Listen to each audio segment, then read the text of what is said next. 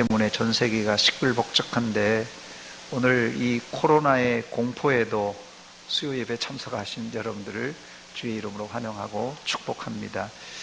2020년 우리 교회는 날마다 새로운 피조물이라는 표를 내걸고 여기까지 달려왔는데, 날마다 새로운 피조물이란 표의 의미는 제가 여러 차례 말씀드렸듯이 첫째는 이 정체성의 문제입니다. 우리가 누군가 하나님의 구원받은 새로운 피조물입니다. 하나님께서 우리를 새롭게 하여 재창조하신 구원받은 하나님의 피조물입니다. 이 정체성이 굉장히 중요한데, 이 정체성을 가지고 사는 자와 그냥 내가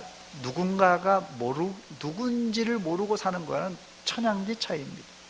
또 이 정체성을 우리가 알았다면 그 정체성에 걸맞게 살아가야 됩니다. 새로운 피조물은 날마다 거룩한 삶을 살아가는 것이 본연의 자세입니다. 그러나 이 날마다 새로운 피조물이, 요새 이 혼자 먹는 밥을 뭐라 그러는 줄 아세요? 어른들 아십니까? 혼밥이라고 합니다.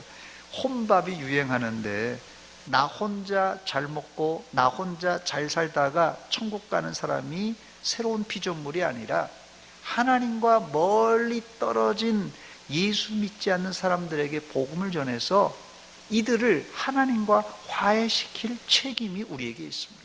그래서 날마다 새로운 피조물은, 첫째는 자기의 정체성, 우리가 하나님의 피조물이라고 하는, 이런 구원받은 백성이라고 하는 정체성을 가지고 날마다 내 스스로가 성장해야 됩니다. 그게 날마다 새로운 피조물의 이 정체성이에요. 더불어서 한 걸음 더 나아가서는 하나님을 알지 못하는 사람들을 복음으로 하나님과 연결시켜주는, 말 그대로 다리를 놓아주는 사람입니다. 그런데 이런 과정이 제가 지금 설명을 드리니까 이론은 간단한데 실제 삶은 복잡하고 힘듭니다. 그래서 우리는 올해 알아야 면장을 한다는 말처럼 알아야 제대로 된 성도의 삶을 살 수 있기 때문에 교리 중에 가장 기본인 이 소요리 문답을 공부하고 있습니다.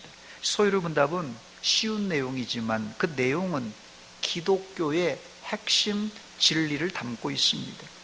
여러분들은 이 교리를 잘 습득하여서 기본에 충실한 새로운 피조물이 되시기를 주의 이름으로 축원합니다. 오늘은 지난번에 이어서 소요리 문답 제4문을 살펴보겠습니다. 제4문은 하나님은 어떤 분인가? 하나님은 어떤 분인가? 라는 질문입니다. 거기에 대한 답이 나오는데요. 답을 한번 보여주시기 바랍니다. 같이 읽겠습니다. 하나님은 신이신데, 시작. 하나님은 신이신데 그의 존재하심과 지혜와 권능과 거룩하심과 공의와 선하심과 진실하심이 무한하시며 불변하시다. 이게 하나님이 누구이신가에 대한 대답입니다. 우리가 가지고 있는 오래된 이 소요리 문답에는 하나님은 신이시니 이렇게 되어 있고, 요즘 새롭게 번역된 데는 하나님은 영이시니 이렇게 되어 있습니다. 제가 1문, 2문을 강의하고 나서 3문은 띄고 오늘 이 4문으로 왔는데 그 이유가 있는데, 2문과 3문, 이 두 번째 질문과 세 번째 질문은 같은 주제입니다. 그래서 하나님의 말씀, 성경에 관한 주제이기 때문에 제가 건너뛰었습니다. 웨스트민스터 소요리 문답의 이 순서, 첫 번째 질문, 두 번째, 세 번째, 네 번째까지 왔는데 이 질문의 순서도 굉장히 중요한데, 1문이 뭡니까? 우리 인생의 목적이 뭐냐라는 질문입니다. 거기에 대한 답변이 하나님을 영화롭게 하고 영원토록 그를 즐거워하는 것입니다 라는 대답입니다. 2문과 3문은 인간의 척도, 즉 삶의 기준이 뭐냐는 질문이에요. 거기 질문에 대해서 2문의 답변은 어떻게 하나님을 영화롭게 하고 그를 즐거워할 것인지를 지시하기 위하여 하나님께서 우리에게 주신 규칙은 무엇입니까? 라는 대답인데요. 답변은 뭡니까? 같이 한번 읽어보겠습니다. 답변 시작. 신구약 성경에 기록된 하나님의 말씀은 우리가 어떻게 하나님을 영화롭게 하고 즐거워할 것인지를 지시하는 유일한 규칙입니다. 신구약 성경이 우리에게 주신 유일한 규칙이에요. 하나님을 어떻게 기쁘시게 하고 즐겁게 할까 하는 방법을 기록한 책이라는 것이에요. 그 유일한 규칙이 됩니다. 산문은 성경이 가장 중요하게 가르치는 것은 무엇이냐? 성경에 이게 뭐 66권이어야 되는데 이 중요한 교리가 뭐냐는 것이에요. 답변입니다. 한번 보여주세요. 같이 읽습니다. 시작. 성경이 가장 중요하게 가르치는 것은 사람이 하나님에 대하여 믿을 것은 무엇이며 하나님께서 사람에게 요구하시는 본분은 무엇인가 하는 것입니다. 그래서 성경이 여기 안에 담겨져 있는 것이 하나님을 대해서 어떻게 믿을 것이냐, 하나님에 대해서 무엇을 믿을 것은 무엇이고, 또 하나님께서 요구하는 인간의 본분이 무언가, 그게 바로 성경에 기록되어 있다는 것이에요. 오늘은 제 4문입니다. 질문이 뭐라고 그랬죠? 하나님은 누구이신가? 하나님은 어떤 분인가라는 질문이에요. 제가 순서가 중요하다고 그랬는데, 우리가 하나님을 믿는 사람들이니까 제일 먼저 하나님을 믿으니까 순서적으로 1번 이 질문이 하나님부터 나와야 되지 않겠습니까? 그러나 이 웨스트민스터 신앙고백서와 이 소요리 문답, 대요리 문답, 신조까지 모든 교리가 하나님의 말씀, 성경이 우선으로 나옵니다. 이게 우리가 믿는 이 개혁주의 전통의 특징이에요. 하나님에 관한 교리가 하나님의 말씀, 성경 뒤에 있는 이유가 있습니다. 그 이유는 우리가 믿는 하나님은 누구냐? 반드시입니다. 성경에 전제된, 성경에 계시된 하나님이어야 된다는 것이에요. 우리가 이미 포스트 모던, 후기 현대 사회에 진입해서 살고 있는데, 이 포스트 모던, 후기 현대 사회의 특징 중에 하나가 절대 진리란 없다라는 사상입니다.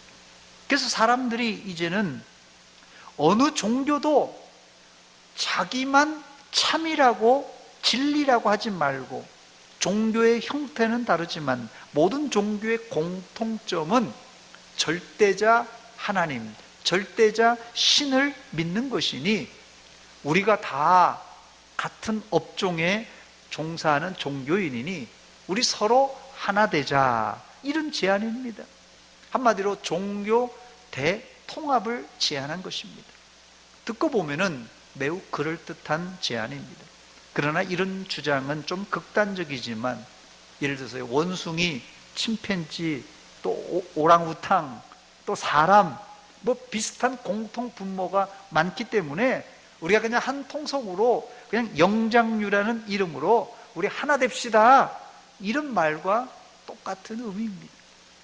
이들은 누가 진짜 살아 역사하시는 하나님인가, 여기에는 전혀 관심이 없고, 단지 기독교의 하나님, 뭐 알라, 이 이슬람이 믿는 이 알라신, 뭐 이런 등등 각 종교에 있는 절대자, 그게 하나님일 수도 있고 알라일 수도 있고 뭐 다른 신일 수도 있고 별로 중요하게 생각하지 않습니다.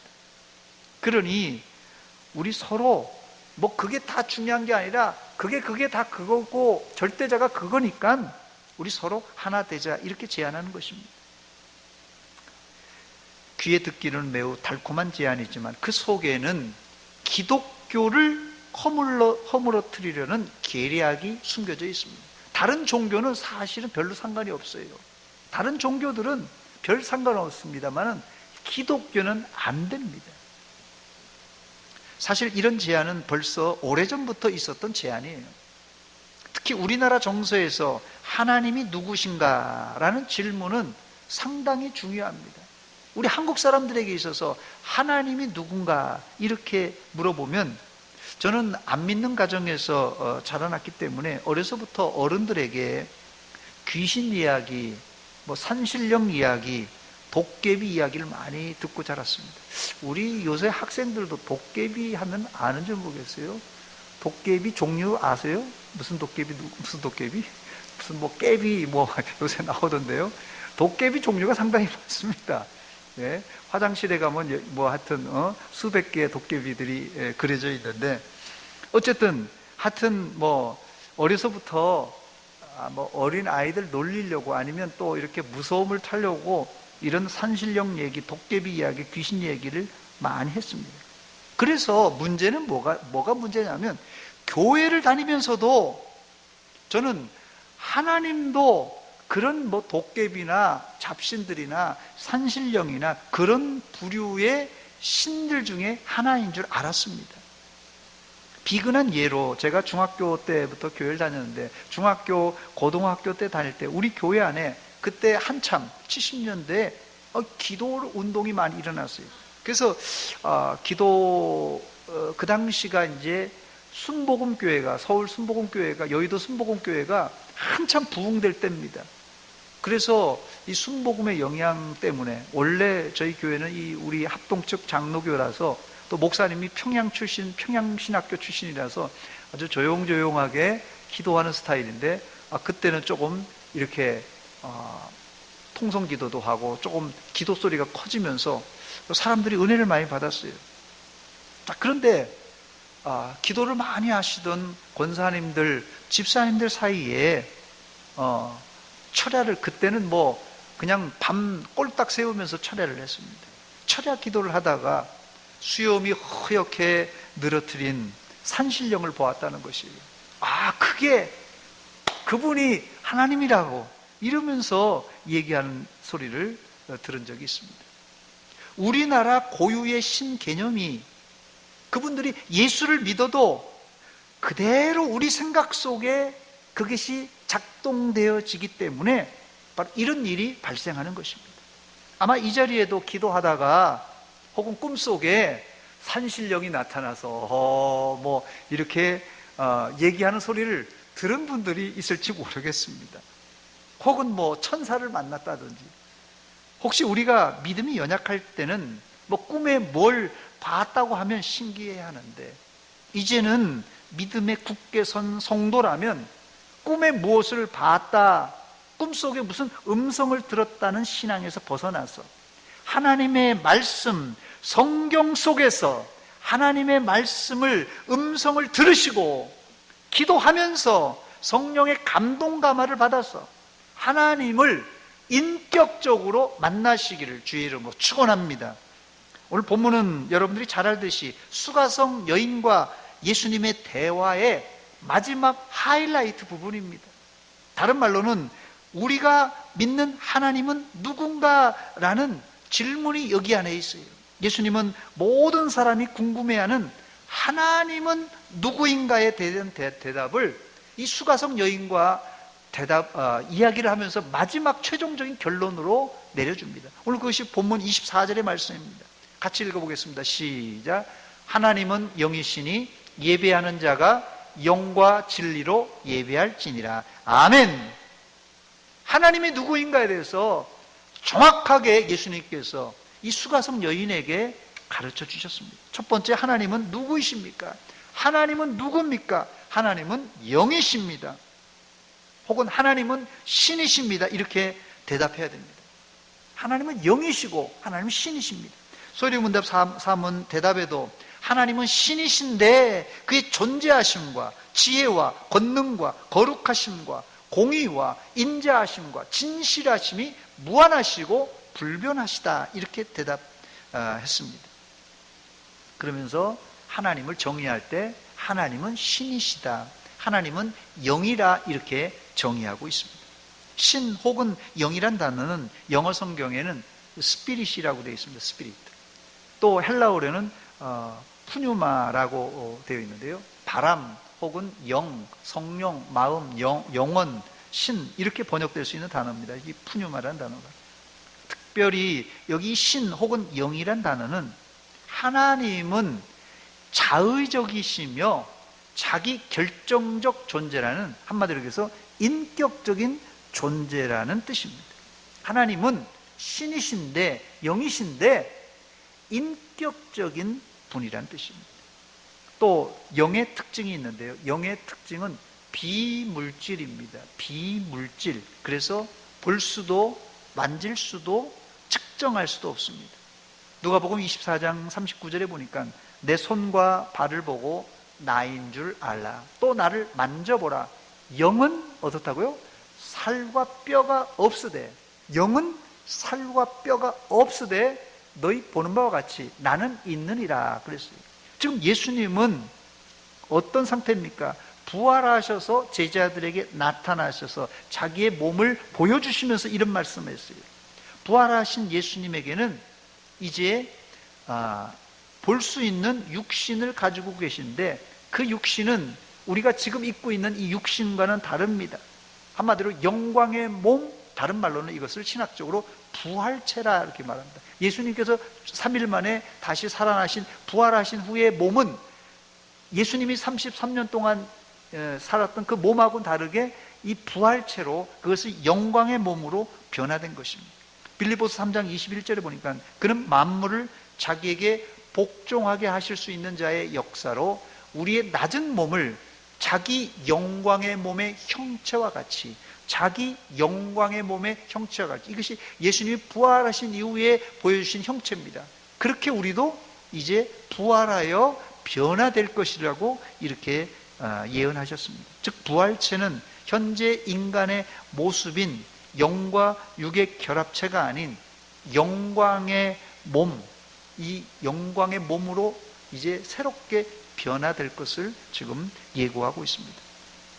그런데 끝없이 사람들은 보이지 않는 하나님을 눈에 보이는 형상으로 만들려고 시도했어요. 이 이스라엘 백성들이 제일 먼저 실수한 것이 언제입니까? 출애굽할 당시에 이스라엘이 시내산 앞에서 저지른 실수입니다. 모세가 십계명을 받으러 이 시내산에 올라가서 40일 동안, 이게 뭐 소식이 없는 것이에요. 40일 동안 모세가 자리를 빈 사이에 이들은 아론과 작당에서 금송아지를 만들고는 그 금송아지 앞에서 노래를 부르며 엎드려 경배합니다. 이 금송아지가 누구냐? 이 금송아지가 우리를 애굽 땅에서 해방시킨 여호와 하나님이라 하면서 그 앞에 경배하는 것이에요. 지금 우리가 가지고 있는 우상의 개념과 당시 이스라엘이 만들고 섬긴 우상의 개념은 약간 다릅니다. 즉 그들은 자신들을 구원하신 하나님을 잘 섬기려고 단지 금송아지 형상을 만들 것뿐입니다.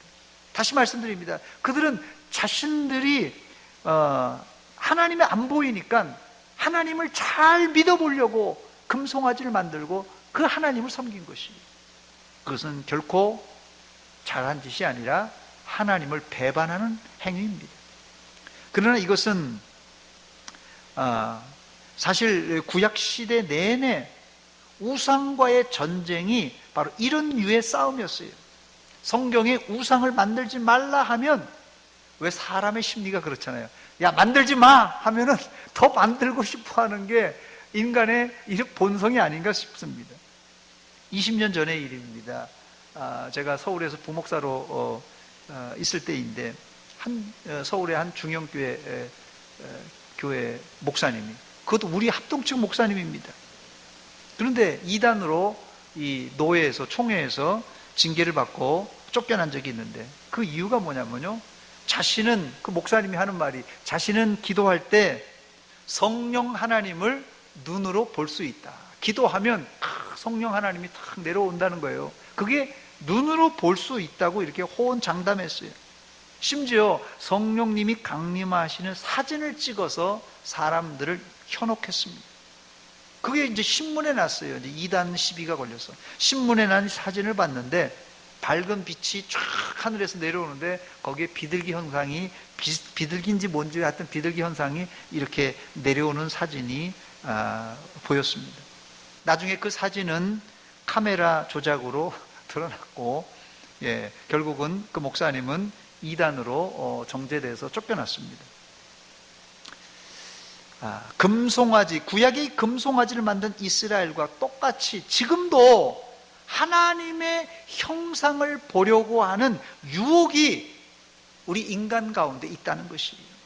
여러분들 이런 어리석은 일에 절대 미혹되지 마시기 바랍니다. 그런데 성경에는 하나님이 마치 사람의 모습으로 등장하는 경우가 여러 군데 있습니다. 예를 들면 여호수아 4장 24절을 보니까 이는 땅의 모든 백성에게 여호와의 손이 강하신 것을 알게 하며, 하나님의 손이 강한 것을 알게 하기 위해서 이렇게 큰 능력을 발휘했다는 것이에요. 그러니까 하나님이 손이 있는가? 이렇게 생각할 수 있어요. 또 열왕기상 11장 6절에는 솔로몬이 여호와의 눈앞에서 악을 행하여, 여호와의 눈앞에, 하나님이 눈이 있는가 보다, 사람처럼 눈이 있는가 보다, 이렇게 생각할 수 있다는 것이에요. 이 외에도 여러 군데 하나님이 사람의 모양으로 형상을 가졌다는 이런 구절들이 여러 군데 있습니다. 왜 성경에는 우상 숭배하지 말라고 하면서 왜 이런 하나님의 모습을 표현한 기록들이 종종 보이는 것입니까? 그 이유가 있습니다. 그 이유는 인간이 눈에 보이지 않는 영이신 하나님을 이제 알 수 없기 때문에, 하나님은 우리가 알아듣기 쉽게, 이해하기 쉽게 하나님 자신을 인간으로 의인화해서 표현해 준 거예요. 마치 어린아이들에게 동화 설교할 때 무슨 여기 구연 동화할 때 이렇게 그림을 그려서 보여주듯이 우리 인간이 너무 무지하고 모르니까, 안 보이니까 그렇게 어린 수준의 사람들에게 보여준 것입니다. 칼빈은 이런 예를 신인이신 그분의 미래적 현시의 전조라 이렇게 불렀습니다. 이게 좀 어려운 말인데요. 칼빈의 신인이신 그분의 미래적 현시의 전조, 이게 무슨 말이냐면요, 그러니까 하나님은 이제 미래에 우리가 천국에 들어가면 우리가 볼 거 아니에요. 하나님은 우리가 천국에 들어가면 볼 건데 그 미래에 지금 이 보여주는 현시라는 것이에요. 그래서 지금 이렇게 뭐라고 그래, 맛배기로 보여주는 거예요. 그러니까 보이지 않는 하나님을 우리가 이렇게 쉽게 설명하기 위해서 하나님께서 성경에는 여러 군데 이런 표현이 있다는 것을 여러분이 이해를 하시기 바랍니다. 두 번째, 그 다음 이 사문의 답이, 하나님은 그의 존재하심과 지혜와 권능과 거룩하심과 공의와 인자하심과 진실하심이 무한하시고 불변하시다, 이렇게 되어 있습니다. 이 내용은 신학적으로 하나님의 속성이라 이렇게 부릅니다. 하나님의 속성은 두 가지로 분류할 수 있는데, 하나님만 가지고 있는, 사람에게는 없는 하나님만 가지고 있는 속성을 비공유 속성, 그리고 하나님과 사람이 같이 가지고 있는 공유적인 속성으로 나눌 수 있습니다. 이 비공유적인 속성의 예로는 하나님의 무한성, 이건 사람이 무한하지 않잖아요. 유한하잖아요. 하나님의 무한성, 영원성, 불변성, 편재성, 이런 것이 인간이 갖지 못하는 하나님만 가지고 있는 독특한 속성입니다. 그리고 공유적인 속성은 하나님도 가지고 있고 사람도 가지고 있는 사랑, 지식, 자비, 공의, 이런 것들은 인간도 역시 가지고 있는 거죠. 하나님의 비공유적인 속성을 두 번째 한번 살펴보겠습니다.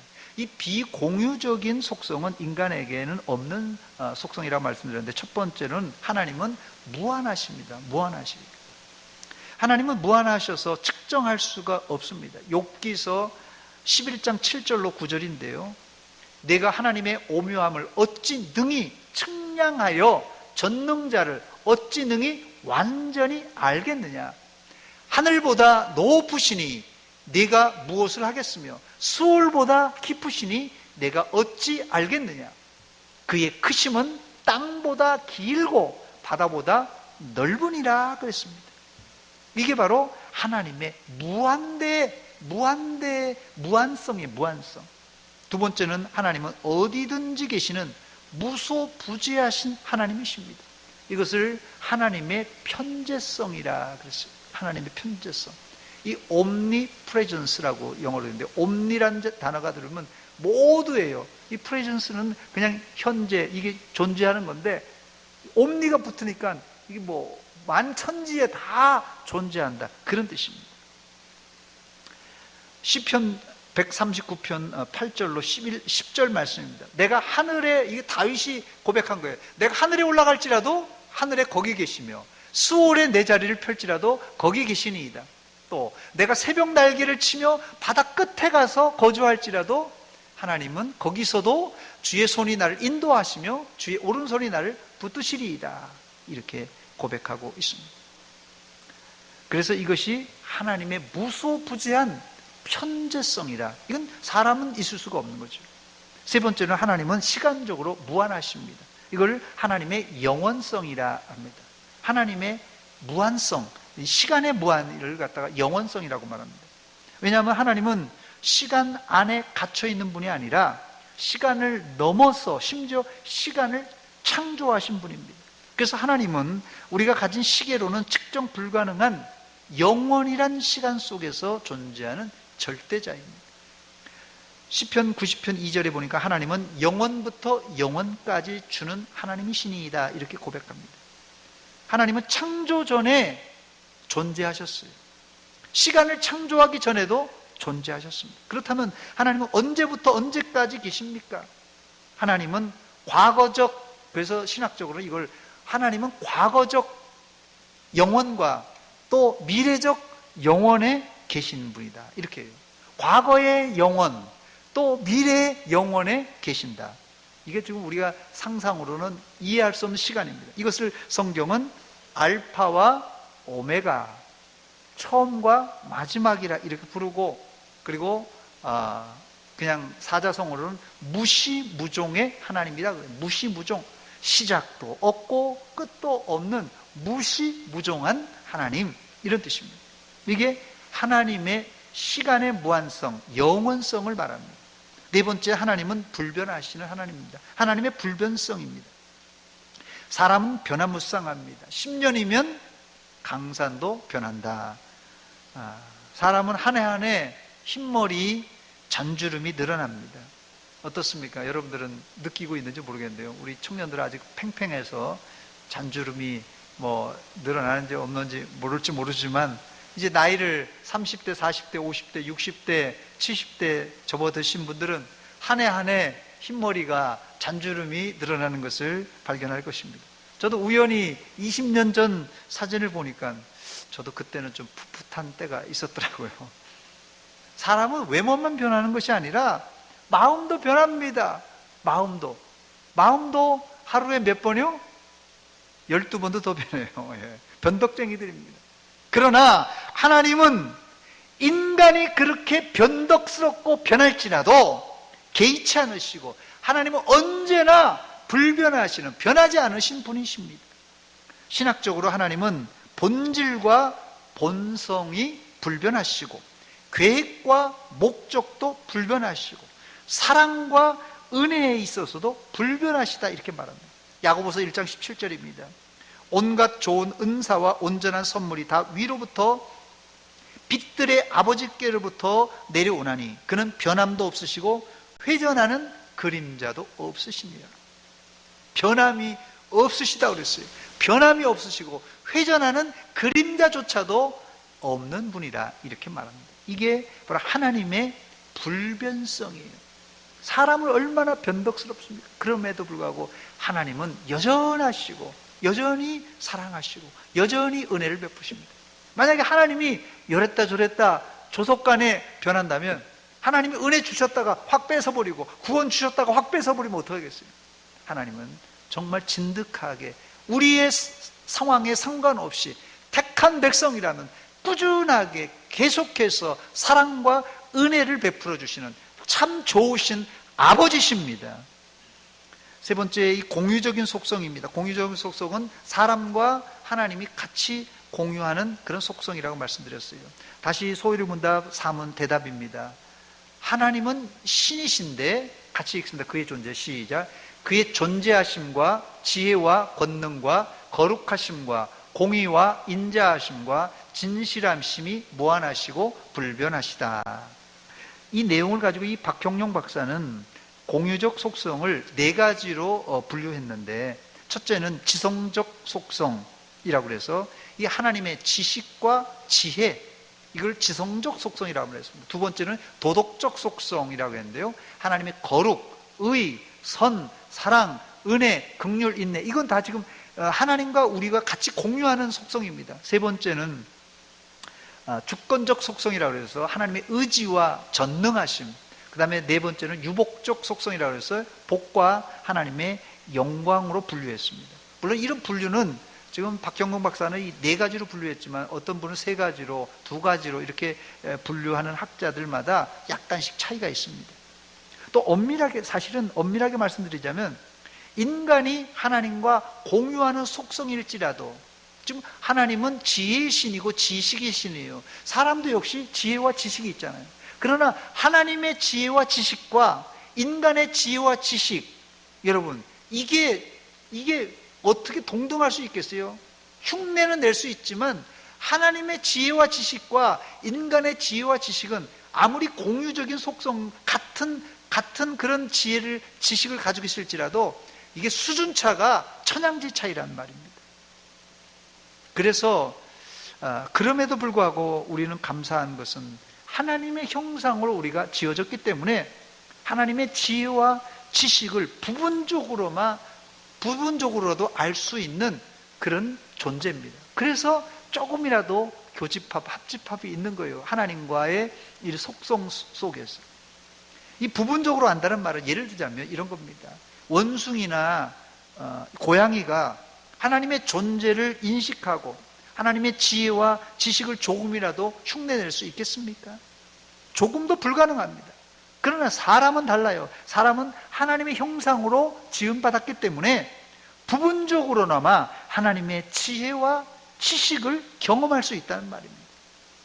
하나님이 우리를 단지 흙으로만 창조하지 않고 자신과 교통할 수 있게 바로 우리를 인격적인 존재로 만들어 주셨기 때문에 우리가 이렇게 하나님의 거룩, 하나님의 지혜, 지식, 사랑, 의, 이런 것을 인식할 수 있는 것입니다.